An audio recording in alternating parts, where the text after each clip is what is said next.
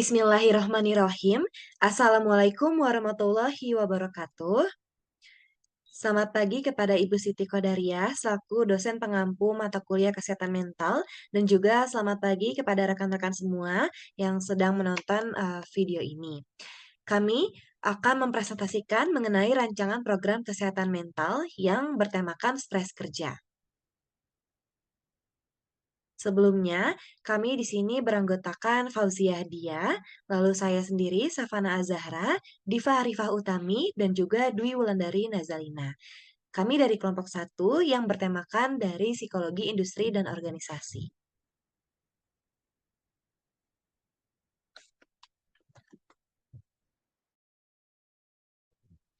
Latar belakang masalah stres kerja. Pada tahun 2022, sekitar 44% pekerja di seluruh dunia sering merasa stres. Khususnya di Asia Tenggara, Indonesia memiliki tingkat stres terendah sebesar 21%. Pada tahun 2024, menurut survei dari Gallup menunjukkan adanya penurunan stres di Indonesia, kini menjadi angka stres terendah di Asia Tenggara, yaitu hanya 16%. Menurut Lazarus, pada tahun 2006 mendefinisikan stres kerja sebagai tekanan yang muncul ketika tuntutan pekerjaan melebihi kapasitas atau sumber daya individu untuk menghadapinya. Situasi ini menuntut karyawan untuk terus beradaptasi guna memenuhi target dan ekspektasi perusahaan. Di Indonesia, khususnya di Kabupaten Karawang, memiliki salah satu perusahaan besar yaitu PT Honda Prospek Motor, merupakan perusahaan dengan jenis manufaktur otomotif. Perusahaan ini menekankan kinerja optimal dari para karyawan karena target produksi yang tinggi. Salah satu divisinya yaitu Body Plan dan Engine Plan, bertanggung jawab atas berbagai tugas kompleks mulai dari pengadaan material hingga perakitan mobil yang tugasnya langsung ke lapangan. Tuntutan pekerjaan yang tinggi, tenggat waktu yang cepat, dan tanggung jawab menjaga kualitas produk membuat stres kerja menjadi masalah yang nyata. Ketidaksesuaian antara beban kerja dan kapasitas karyawan seringkali membuat karyawan ini mengalami penurunan motivasi, produktivitas, dan juga dapat mempengaruhi kinerja fisik dan juga mental. Hal ini tercermin dari laporan perusahaan bahwa semakin banyak karyawan yang mencari bantuan medis atau konseling terkait stres kerja selama beberapa tahun terakhir ini. Selanjutnya ada tahap 1, pra-perencanaan dan manajemen proyek, yaitu partisipannya ada timnya, yaitu kelompok 1, yaitu perencanaan program promosi kesehatan mental, lalu penyandang dana yang yaitu tim perancang program promosi kesehatan mental dan sponsor kegiatan. Penanggung jawabnya yaitu tim perancangan program promosi kesehatan mental dan pihak perusahaan yang terkait. Untuk waktu yang diperlukan untuk merancang program promosi kesehatan mental yaitu sekitar 6-8 minggu. Selanjutnya ada uang dan sumber daya lainnya. Pelatihan ini dilakukan oleh tenaga profesional seperti psikolog, psikiater, atau tenaga kesehatan masyarakat yang ahli di bidang kesehatan mental. Selain itu, ruang pelatihan di perusahaan juga menjadi kebutuhan yang penting untuk mendukung program ini. Di samping ini ada rancangan anggaran biaya untuk kegiatan insentif pematerinya itu ada 2 orang dengan masing-masingnya itu 1 juta, jadi totalnya ada 2 juta. Selanjutnya ada transportasi materi, ini sebanyak 2 orang dengan satuannya itu 100.000, jadi totalnya 200.000. Lalu ada alat tulis, Itu sebanyak 5 pieces, harga satuannya itu 5.000 dengan total 20.000. Selanjutnya ada konsumsi peserta 150 box dengan harga satuan 15.000, jadi totalnya 2.250.000. Selanjutnya ada modul edukasi, itu secara online, laptop, speaker, satu mic, dan proyektor dengan total Rp0 karena sudah tersedia. Lalu selanjutnya ada tikar yoga 100 pieces dengan harga satuannya itu 20.000 dengan total 2 juta, jadi total keseluruhannya itu 6.470.000. Selanjutnya ada pengumpulan data.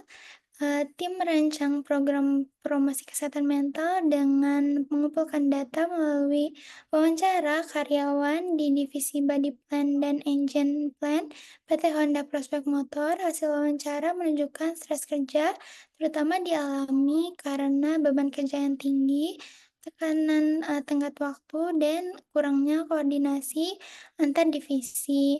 Analisis data ini digunakan untuk mengidentifikasi faktor pendukung, dan temuan ini menjadi dasar perancangan program untuk meningkatkan kesehatan mental dan kesejahteraan karyawan. Teori yang digunakan ini dari Lazarus.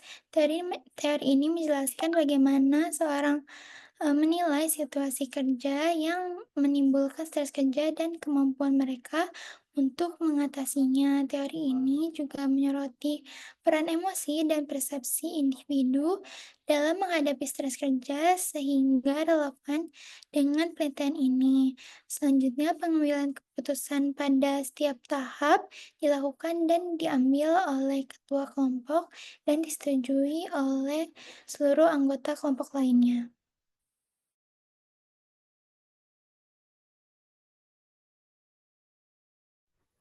Baik, yang selanjutnya ada tahap 2, yaitu penilaian situasional. Untuk pertamanya itu kita melakukan literatur review. Nah, pada tahap ini itu kelompok kami melakukan literatur review mengenai stres kerja dan program-program serta intervensi psikologis yang sudah diberikan sebelumnya.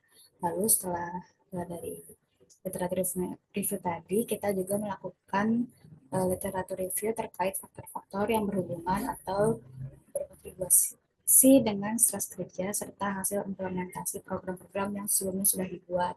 Kemudian kami juga menemukan data demografisnya, yaitu pada karyawan di divisi Body Plan dan Engine Plan PT Honda Prospek Motor ini, mayoritas pekerjanya itu adalah laki yang berusia 20-60 tahun, dengan latar belakang ekonominya itu dari menengah sampai ke bawah. Dan pendidikannya sendiri dari tingkat SMA sampai ke diploma atau S1.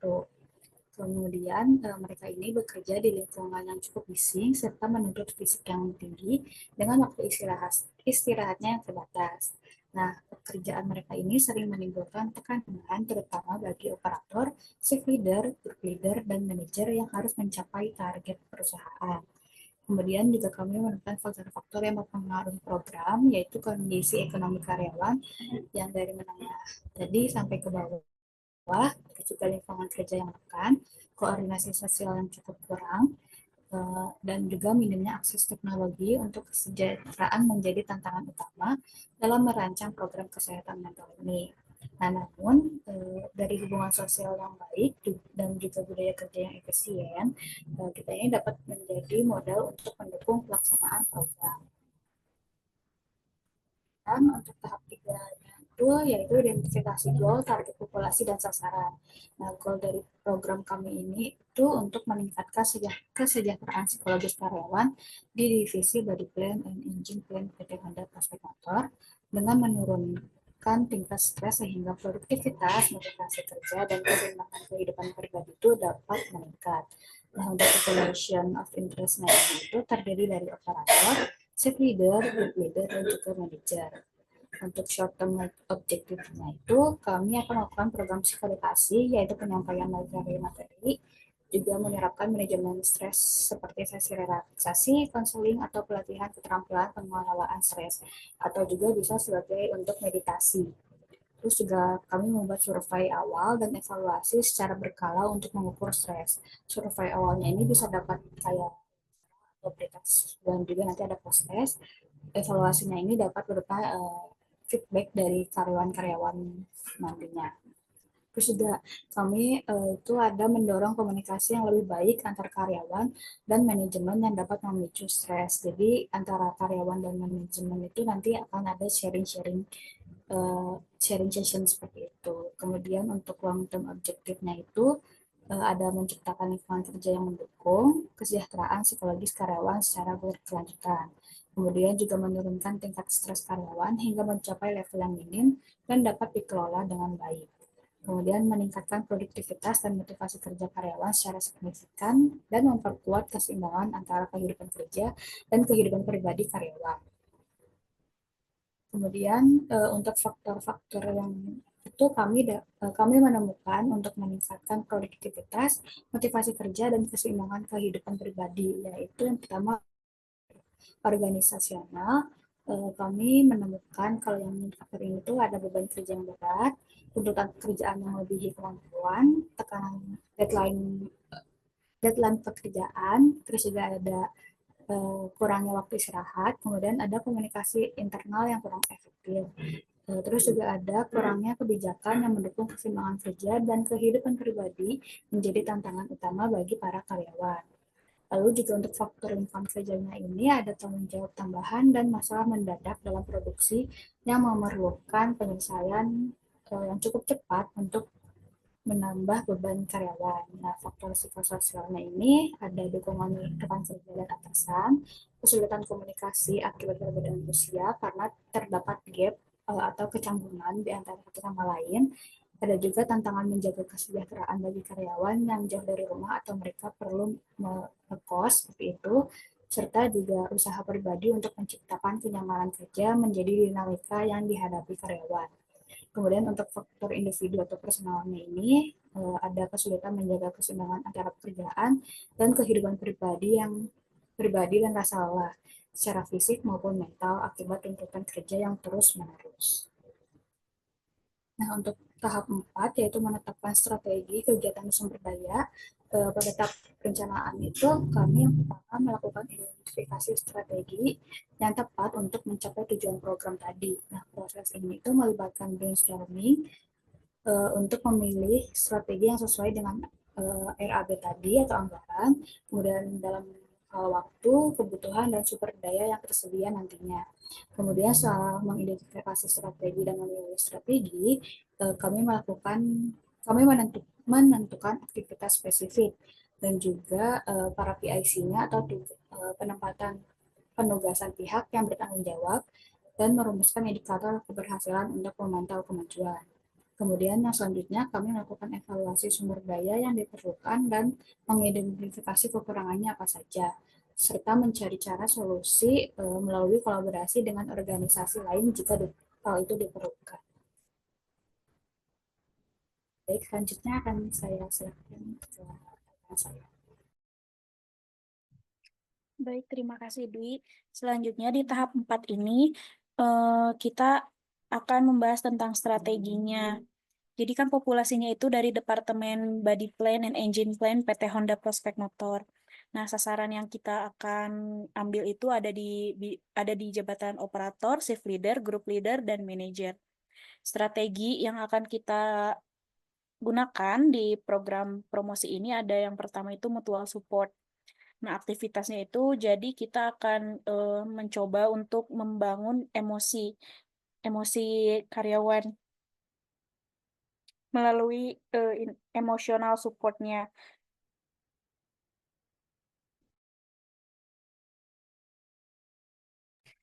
Dari emotional support ini, karyawan akan saling memberikan kepedulian dan empati melalui kegiatan sharing session untuk bertukar cerita, mencari pemecahan masalah bersama, dan saling memberikan afirmasi positif. Lalu ada companionship, companionship support yang menghabiskan waktu bersama dengan melakukan aktivitas di luar pekerjaan, yaitu seperti dinner after work. Lalu ada instrumental support, yaitu memberikan penghargaan melalui kegiatan apresiasi tahunan berupa insentif dari leader divisi untuk mengapresiasi kinerja karyawan. Lalu ada informational support, yaitu sesi evaluasi rekan kerja dengan memberikan dukungan dan juga umpan balik. Lalu di sini ada implementasinya atau person in charge-nya. Yang pertama itu dari emotional support-nya akan dari direktur departemen dan konselor dari human resources-nya untuk dapat membentuk diskusi kesehatan mental yang dipimpin oleh pihak berwenang. Lalu yang kedua itu dari companionship support yaitu akan penanggung jawabnya itu direktur departemen untuk meningkatkan motivasi dalam mencapai hasil kerja yang efisien. Lalu dari instrumental support-nya itu dari HR-nya untuk memenuhi kebutuhan sumber daya, salah satunya itu pada aspek insentif karyawan. Lalu dari informational support-nya itu dari manajer untuk meningkatkan produktivitas karyawan dan mengevaluasi kegiatan di departemennya. Lalu selanjutnya di tahap 4 ini kita juga akan mengambil strategi untuk psikoedukasinya. Maka aktivitas yang akan dilakukannya itu memberikan edukasi mengenai stres kerjanya kepada seluruh karyawan yang mengalami dari stresnya itu. Lalu program ini tuh bertujuan untuk meningkatkan pemahaman karyawan tentang penyebab, dampak, dan cara mengelola stres kerja secara efektif. Nah, di sini person in charge-nya itu ada psikolog atau konselor yang relevan gitu dengan materi stres kerjanya. Lalu ada penanggung jawab juga dari kami sendiri, yaitu tim perancang program promosi kesehatan mentalnya.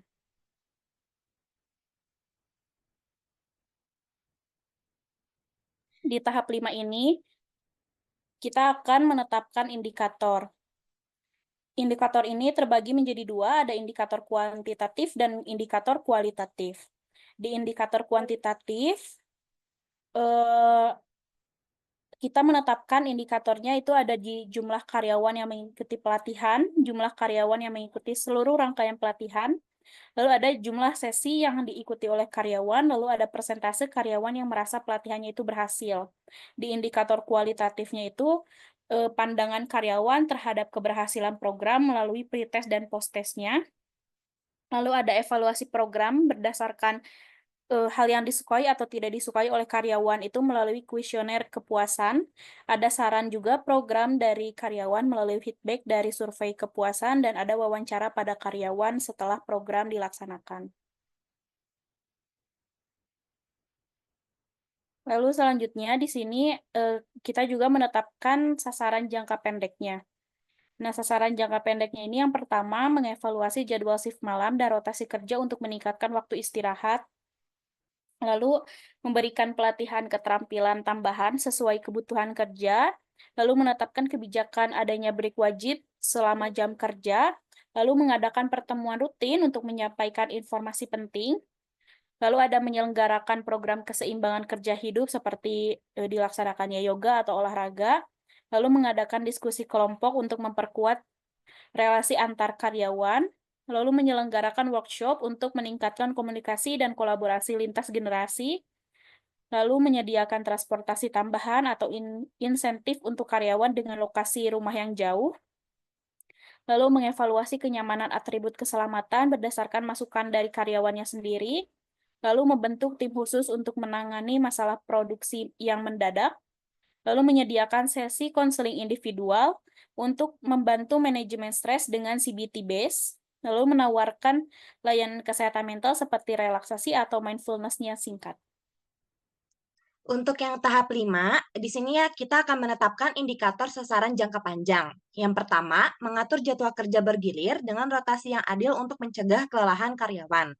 Untuk yang kedua, mengadakan pelatihan rutin untuk meningkatkan kemampuan karyawan. Ketiga, meninjau beban kerja agar lebih realistis dan menghindari burnout.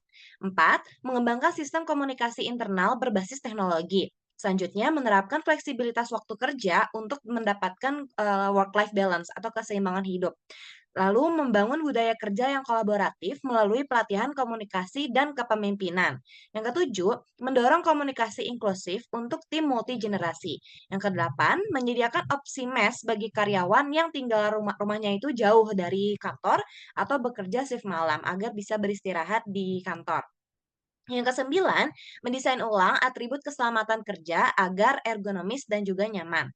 Yang kesepuluh, menyusun prosedur mitigasi masalah produksi untuk respons cepat dan minim stres. 11, menawarkan kebijakan formal terkait keseimbangan kerja hidup. Dan yang terakhir, mengadakan program kesehatan berkelanjutan seperti konseling dan juga fasilitas kebugaran. Untuk tahap yang terakhir, di sini ada review program. Rancangan program promosi kesehatan mental ini telah mencakup berbagai faktor yang mempengaruhi karyawan. Faktor-faktor tersebut itu diperoleh dari hasil tinjauan literatur kami yang telah kami cari dari berbagai jurnal dan pengumpulan data lapangan. Adapun faktor-faktornya yaitu yang pertama, faktor organisasional, itu ada beban kerja tinggi, deadline, dan kurangnya kebijakan work-life balance dan juga kehidupan pribadinya itu nggak dapet gitu karena fokus bekerja. Yang kedua, ada faktor psikososial. Dukungan dari rekan kerja dan atasan yang belum cukup mengurangi stres dengan tantangan komunikasi antar generasi dan juga jarak dari keluarga. Yang ketiga, faktor lingkungan kerja. Ketidaknyamanan atribut keselamatan dan juga masalah produksi bisa menambah stres para karyawan. Yang keempat, ada faktor individu, yaitu ketidakseimbangan pekerjaan dan kehidupan pribadi menyebabkan stres dan kelelahan. Program ini telah menetapkan tujuan yang jelas, yaitu untuk meningkatkan pemahaman stres kerja, produktivitas, dan keseimbangan kehidupan pribadi melalui psikoedukasi dan juga pelatihan manajemen stres yang akan kami berikan nanti dengan pengukuran hasil secara kualitatif dan kuantitatif yang sudah dibacakan juga tadi. Program ini diharapkan dapat berjalan secara efektif.